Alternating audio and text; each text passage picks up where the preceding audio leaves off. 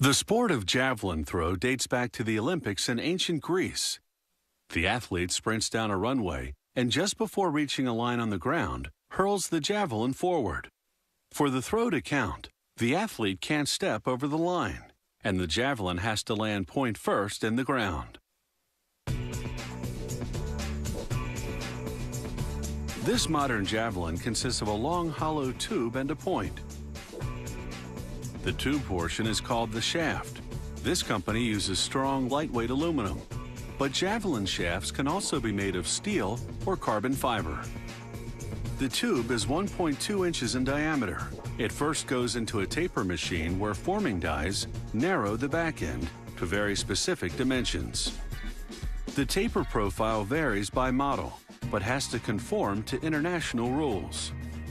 After making the exact end of the taper, they slice off the excess tubing. The shaft is now its final length, 7.2 feet for a woman's model and 8.5 feet for a men's. A straightening machine sandwiches the shaft between two hydraulic cylinders. They apply extreme pressure, straightening any large bends. This is just a preliminary straightening. The final one comes later. Next, working strictly by eye, a specially trained technician sands the shaft, fine-tuning it to a very precise diameter and weight. The javelin's point section is made of steel tubing that's a hair wider than the shaft. After tapering the front, they saw off the excess, making the point around 12 inches long. Now for the point steel tip that jabs into the ground. They position it in a holder, place the point body behind it, then weld the two parts together.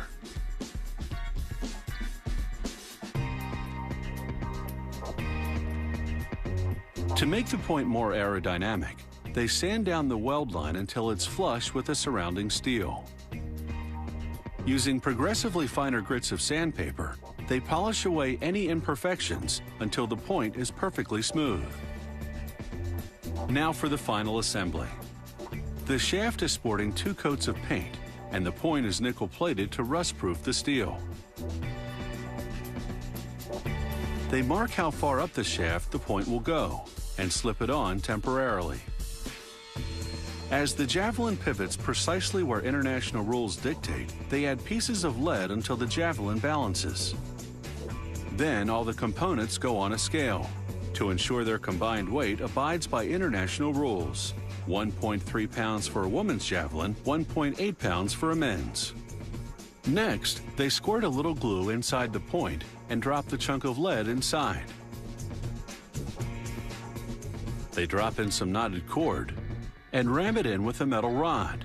This packs in the lead so it won't rattle around.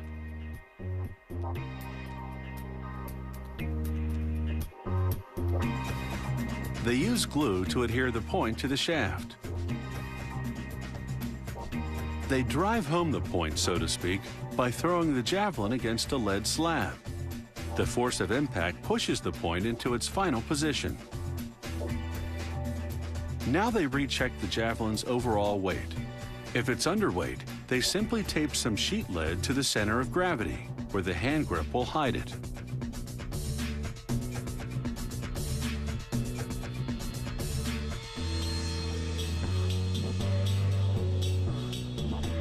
Using a gauge to measure the grip's permissible length, they mark the grip position at the center of gravity, then mount the javelin on a lathe and coat the marked area in glue.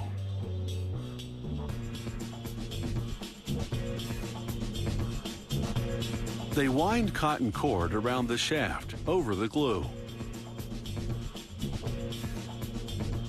Before cutting the end, they verify the length of the grip with the gauge. They apply 2 decals, one bearing the company name, the other a safety warning. But no seal of approval just yet. The javelin still has to undergo a final straightening.